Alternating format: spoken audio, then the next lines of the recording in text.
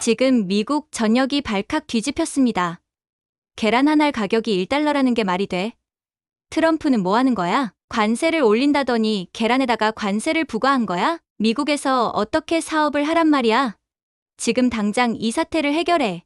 해결하라고. 도대체 무슨 일이 벌어진 걸까요? 지금 이 사연 바로 시작하겠습니다. 첫 영상을 올린 저희 채널에 구독과 좋아요로 응원해 주신다면 더욱 힘이 되는 사연으로 보답하겠습니다. 안녕하세요. 저는 미국 시카고에서 모닝 글로리라는 브런치 레스토랑을 운영하는 스테파니 윌슨입니다. 저는 일리노이주의 작은 농장 마을 이버데일에서 태어나 자랐어요. 우리 가족은 대대로 농사를 지었는데 특히 할머니는 마을에서 가장 맛있는 아침 식사로 유명했습니다. 주말이면 이웃들이 할머니의 팬케이크와 계란 요리를 맛보기 위해 우리 집 부엌에 모여들곤 했죠. 할머니는 제게 요리의 기본을 가르쳤습니다. 스테파니, 좋은 요리의 비결은 진심과 신선한 재료야. 이 두 가지만 있으면 누구든 행복하게 만들 수 있단다. 할머니의 이 말은 지금도 제 요리 철학의 근간이 되고 있어요. 대학에서 경영학을 전공한 저는 졸업 후 시카고의 유명 레스토랑에서 경력을 시작했습니다. 낮에는 회계 업무를 보고 퇴근 후에는 주방에서 조수로 일하며 요리 기술을 배웠죠. 5년 동안 다양한 레스토랑에서 경험을 쌓은 후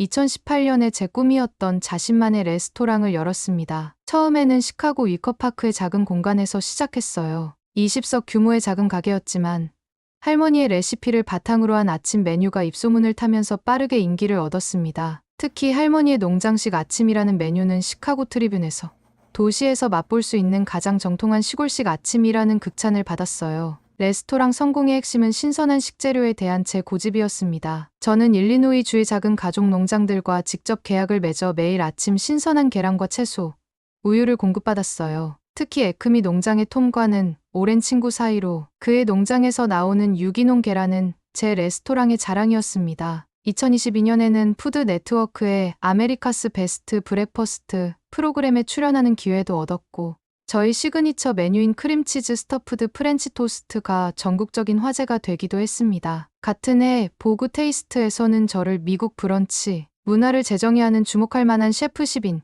중 한 명으로 선정했어요. 사업은 번창했고 2023년 초에는 두 번째 지점을 시카고 리버 노스 지역에 열기도 했습니다. 주말에는 두 지점 모두 2시간 이상 대기가 필요할 정도로 인기가 많았어요. 35명의 직원들과 함께 저는 꿈같은 나날을 보내고 있었습니다. 하지만 2023년 말부터 상황이 급격히 변하기 시작했어요. 미국 전역을 강타한 조류 인플루엔자가 일리노이 주의 농장들에도 큰 피해를 입혔습니다. 특히 제 레스토랑의 주 계란 공급처였던 에크미 농장은 닭 80%를 살처분해야 했죠. 2024년 12월 농장주 톰이 직접 제 레스토랑을 찾아왔습니다. 그의 표정은 어두웠어요. 스태프, 정말 미안해. 우리 농장이 완전히 회복되려면 최소 1년은 더 걸릴 것 같아. 정부에서 백신 개발을 서두르고 있지만 효과가 있을지도 불확실해.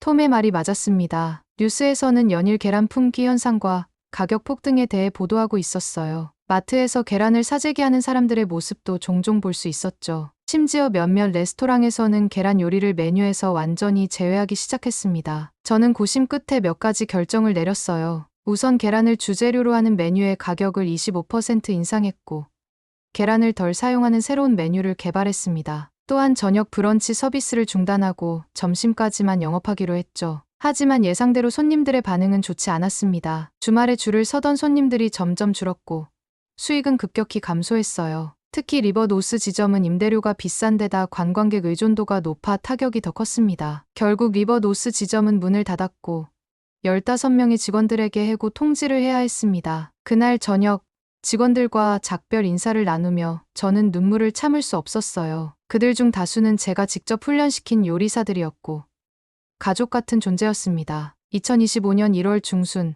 본점의 영업마저 일시 중단하고 직원들에게는 2주간의 유급 휴가를 제공했습니다. 그동안 저는 새로운 메뉴와 비즈니스 모델을 구상할 계획이었어요. 하지만 솔직히 말하면 희망은 점점 사라지고 있었습니다. 바로 그때 제 오랜 친구인 마이클이 레스토랑을 찾아왔어요. 그는 대형 식품 수입 회사에서 아시아 지역 바이어로 일하고 있었습니다. 스태프, 뉴스 봤니?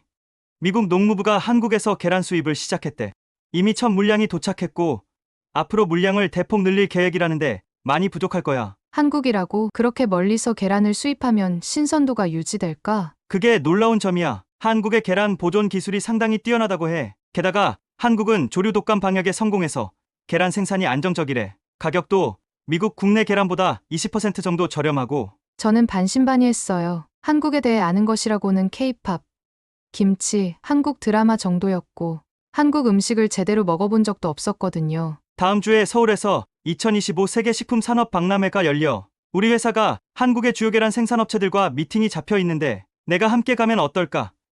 직접 한국의 계란 농장을 방문하고 품질을 확인할 수 있을 거야. 처음에는 웃어넘겼어요. 지금 같은 상황에서 해외 출장이라니 말도 안 되는 소리였죠. 하지만 마이클은 끈질기게 저를 설득했습니다. 비용 걱정은 하지 마. 우리 회사에서 컨설턴트로 초청할게. 체류 비용도 모두 회사에서 부담할 거야. 이대로 가다가는 내 레스토랑도 문을 닫게 될지도 모르잖아.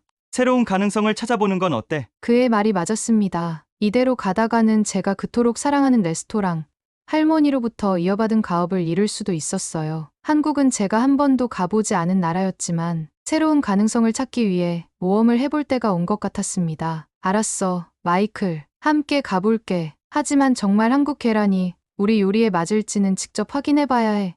이렇게 저는 인생에서 가장 중요한 결정 중 하나를 내렸습니다. 한국이라는 나라가 제 인생을 완전히 바꿔놓을 거라고는 그때는 전혀 상상하지 못했죠. 그렇게 저는 한국행 비행기를 탔고 인천국제공항에 도착했습니다. 13시간의 긴 비행 끝에 마침내 한국 땅을 밟은 것이죠. 피곤함에 지쳐 있었지만 낯선 나라에 대한 호기심이 저를 깨어있게 했습니다. 공항에 발을 딛는 순간 제 눈을 의심했어요. 이렇게 깨끗하고 현대적인 공항은 본 적이 없었거든요. 여기가 정말 아시아야? 마치 미래에 온 것 같은데? 출입국 심사는 놀라울 정도로 빠르고 효율적이었습니다. 자동 출입국 시스템을 통과하는데 단 몇 초밖에 걸리지 않았어요. 시카고 오헤어 공항에서 항상 경험하던 긴 줄과 지루한 대기 시간을 생각하면 정말 천지차이였죠. 스테파니, 어때? 인천공항은 세계 최고의 공항 중 하나로 꼽히는 곳이야. 마이클의 설명에 저는 그저 감탄할 수밖에 없었습니다. 짐을 찾고 공항을 나서니 누군가 저의 이름이 적힌 팻말을 들고 기다리고 있었어요. 김주한이라고 자신을 소개한 그는 식품박람회 측에서 파견한 통역이자 가이드였습니다. 윌슨 씨, 한국에 오신 것을 환영합니다. 저는 이번 박람회 기간 동안 여러분을 도울 김주한입니다. 그의 영어는 유창했고 미국에서 공부한 경험이 있다고 했습니다. 호텔로 가는 차 안에서 김주한 씨는 한국의 계란 산업에 대해 간략히 설명해 주었어요. 한국은 지난 3년간 철저한 방역 시스템을 구축해 조류 인플루엔자를 성공적으로 통제했습니다. 특히 스마트팜 기술을 도입한 농장들은 생산성도 높이고 질병 관리도 더 효과적으로 하고 있죠. 차창 밖으로 서울의 풍경이 펼쳐졌습니다. 고층 빌딩들과 밤의 네온사인, 그리고 깔끔하게 정비된 도로가 인상적이었어요. 한국에 대한 제 예상과는 전혀 달랐습니다. 호텔에 체크인한 후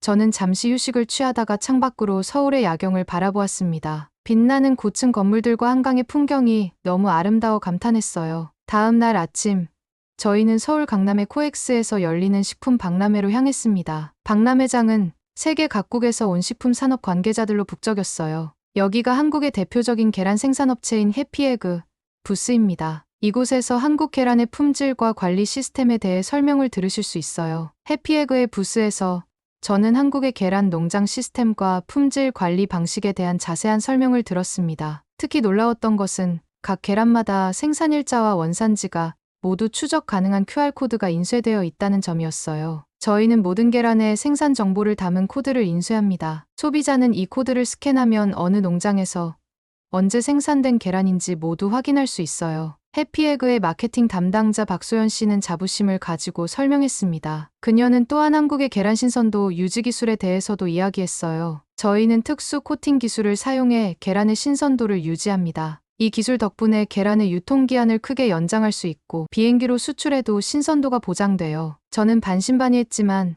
직접 시식할 기회가 있었습니다. 해피에그에서는 현장에서 계란으로 간단한 요리를 시연하고 있었거든요. 이건 저희 계란으로 만든 기본적인 스크램블 에그입니다. 한번 맛보세요. 조심스럽게 한 입 먹어봤는데 놀랍게도 맛이 정말 좋았어요. 계란 특유의 신선한 풍미가 살아있었고 질감도 부드러웠습니다. 미국에서 최고급 유기농 계란으로 만든 요리와 비교해도 전혀 손색이 없었어요. 이건 정말 맛있네요. 신선도가 이렇게 유지될 줄 몰랐어요. 마이클은 제 반응을 보고 미소를 지었습니다. 내가 뭘 했어?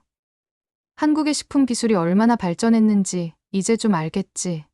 그날 오후 저희는 식품 박람회에서 여러 업체 담당자들과 미팅을 가졌고 저녁에는 한국농림부 관계자들과 함께 식사를 했습니다. 그들은 한국의 계란 수출 계획과 미국 시장 진출 전략에 대해 설명했어요. 미국 시장은 저희에게 매우 중요합니다. 특히 고품질 계란에 대한 수요가 높은 레스토랑 및 베이커리 산업을 타겟으로 하고 있어요. 저는 레스토랑 오너로서 제 경험과 미국 시장의 현황, 그리고 한국 계란에 대한 첫인상을 솔직하게 공유했습니다. 그들은 제 의견에 진지하게 귀를 기울이며 메모를 했어요. 이틀간의 박람회 일정 동안 저는 한국의 식품 산업이 얼마나 선진화되어 있는지 실감했습니다. 특히 위기 관리와 혁신적인 해결책 면에서 미국보다 앞서 있다는 느낌이 들었어요. 이런 경험은 제 생각의 폭을 넓혀주었고 미국으로 돌아가 적용할 수 있는 아이디어를 많이 얻었습니다. 호텔로 돌아오는 길에 마이클이 물었습니다. 어때?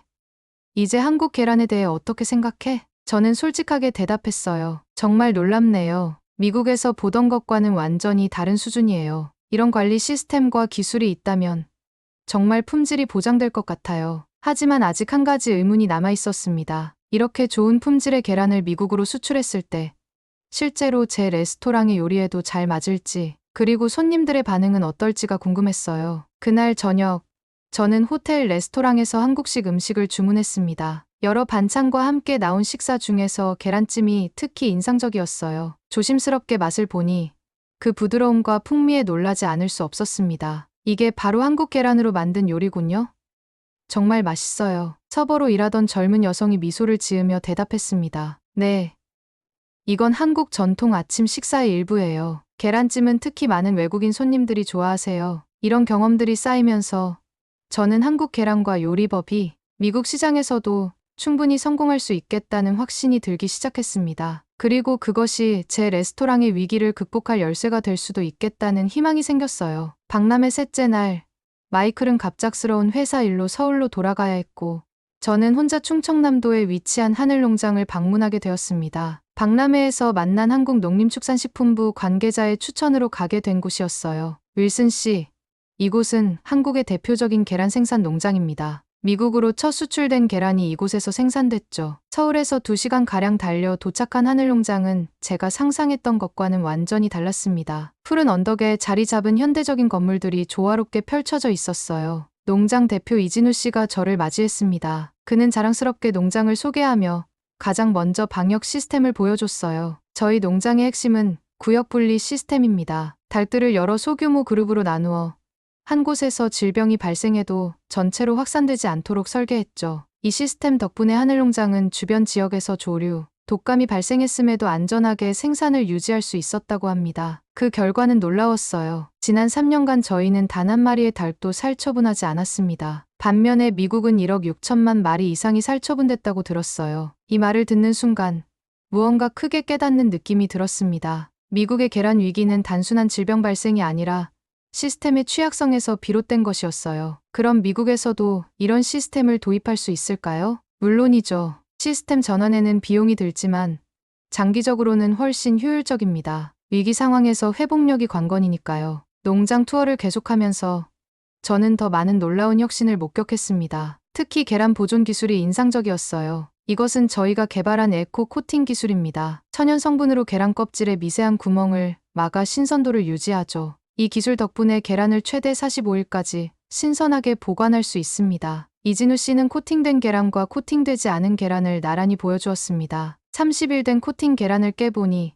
마치 갓 나은 계란처럼 신선했어요. 이 기술이 미국으로의 수출을 가능하게 만들었습니다. 해상 운송으로 2-3주가 걸려도 신선도를 유지할 수 있거든요. 점심시간, 저는 농장에서 직접 생산된 계란으로 만든 특별한 식사를 대접받았습니다. 코스 요리처럼 차려진 테이블에는 모두 계란이 주재료인 음식들이 있었어요. 이 요리들은 저희 농장의 셰프가 개발한 메뉴들입니다. 미국의 계란 위기를 고려해 적은 양의 계란으로도 풍부한 맛을 내는 방법을 연구했죠. 첫 번째 요리는 구름 계란찜이었습니다. 일반 계란찜과 달리 훨씬 부드러운 식감이 특징이었어요. 한 입 먹어보니 입안에서 녹는 듯한 느낌이었습니다. 이건 정말 놀라워요. 같은 계란인데 이런 식감을 낼 수 있다니. 비결은 조리법에 있습니다. 한국 전통 방식으로 낮은 온도에서 오래 익히면 절반의 계란으로도 2배의 풍미를 낼 수 있어요. 이어진 요리들도 모두 인상적이었습니다. 계란을 주재료로 하면서도 각각 완전히 다른 맛과 식감을 선사했어요. 더 놀라운 것은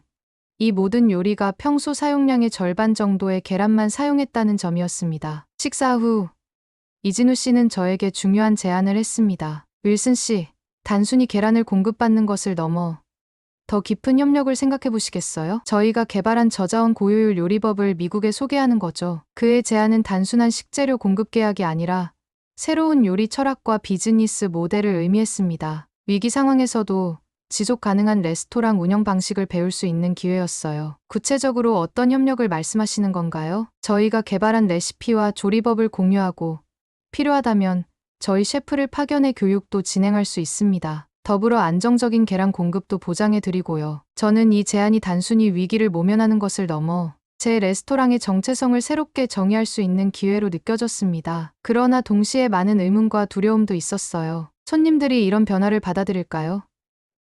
미국인들의 입맛에 맞을지 확신이 없네요. 이진우 씨는 자신감 있게 대답했습니다. 걱정 마세요. 저희 레시피는 한국 전통 기법을 바탕으로 하지만 각 나라의 입맛에 맞게 조정 가능합니다. 중요한 건 철학이에요. 위기 상황에서도 품질을 유지하면서 지속 가능한 방식으로 운영하는 철학 말이죠. 그의 말에 감명받은 저는 다음날 하늘농장의 요리 교육 센터에 초대받았습니다. 그곳에서는 여러 나라에서 온 셰프들이 한국의 계란 요리법을 배우고 있었어요. 여기는 저희 세계 요리사 교류 프로그램의 일환입니다. 한국 전통 기법을 배우고 각자의 나라에 맞게 재해석하는 거죠. 교육센터의 주방에서 저는 미국, 프랑스, 이탈리아, 심지어 브라질에서 온 셰프들을 만났습니다. 프랑스에서 온 셰프 피에르는 저에게 말했습니다. 처음에는 의심스러웠어요. 하지만 이 방식으로 만든 요리를 파리의 제 레스토랑에 도입했더니 손님들의 반응이 놀라웠습니다. 오히려 더 맛있어졌다는 평가를 받았죠. 브라질 셰프 마르코스도 비슷한 경험을 들려주었어요. 저희도 처음에는 두려웠어요. 하지만 결과적으로 이 위기가 저희 레스토랑을 더 혁신적으로 만들었습니다. 이제는 계란 공급이 정상화되어도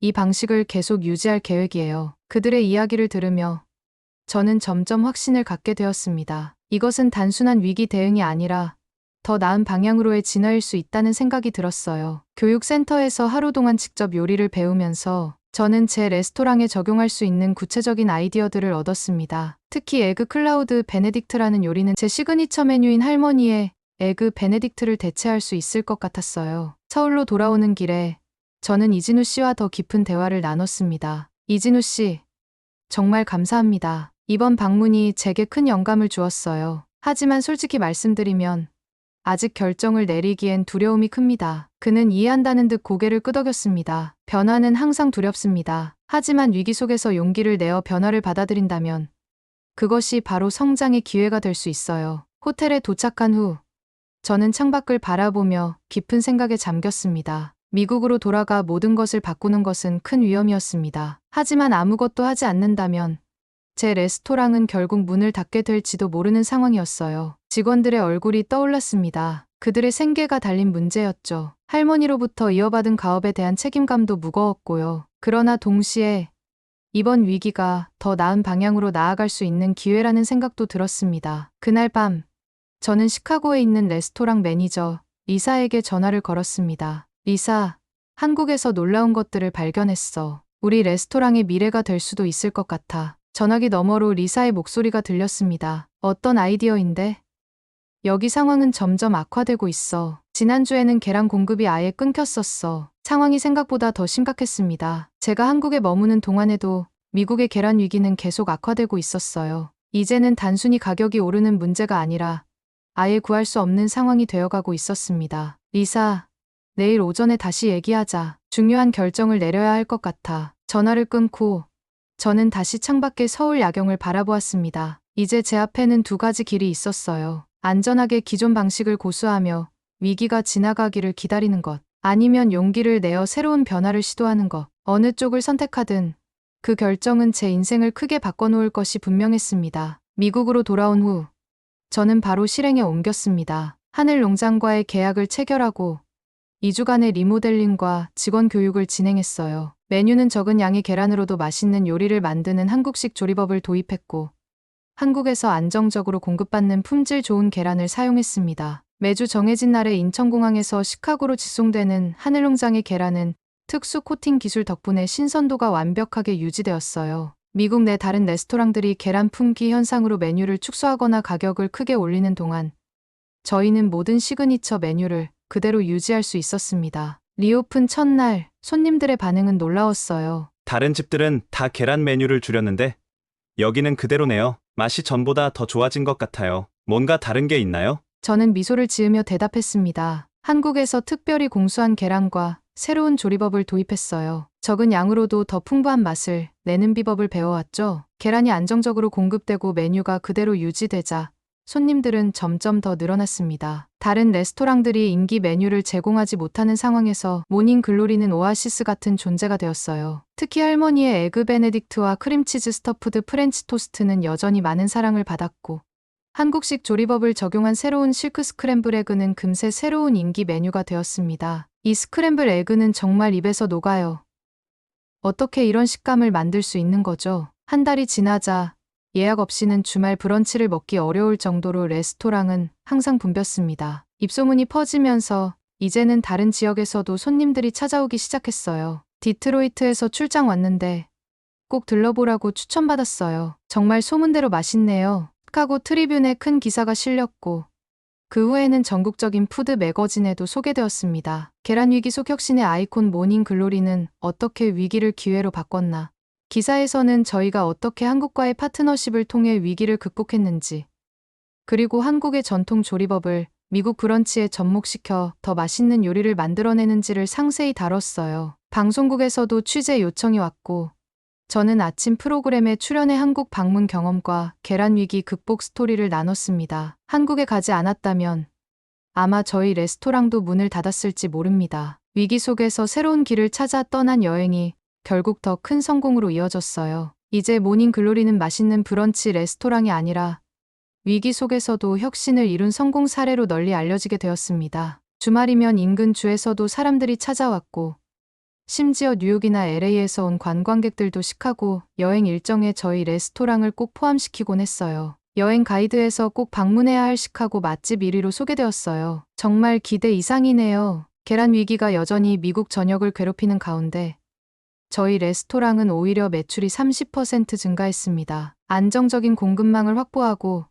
위기 속에서도 혁신을 멈추지 않았기에 가능한 일이었죠. 하늘농장과의 협력은 계속 발전했고, 이제는 계란뿐 아니라 다른 한국 식재료도 수입하기 시작했습니다. 메뉴에는 점점 더 많은 한국적 요소가 가미되었고, 손님들은 이런 새로운 맛을 환영했어요. 처음에는 계란 때문에 왔는데, 이제는 이 특별한 맛 때문에 계속 찾게 되네요. 결국 저를 한국으로 이끌었던 계란 위기는 제 레스토랑을 더 단단하고 특별한 곳으로 만들어준 축복이 되었습니다. 위기가 없었다면 결코 발견하지 못했을 새로운 길을 찾게 해준 소중한 경험이었어요. 매일 아침 첫 손님을 맞이하며 저는 그 예상치 못한 놀라운 매출에 감사함을 느낍니다. 그리고 가끔 한국에서의 경험을 떠올리며 미소 짓게 됩니다. 위기가 기회로 바뀐 순간 제 인생의 가장 값진 교훈을 배웠으니까요.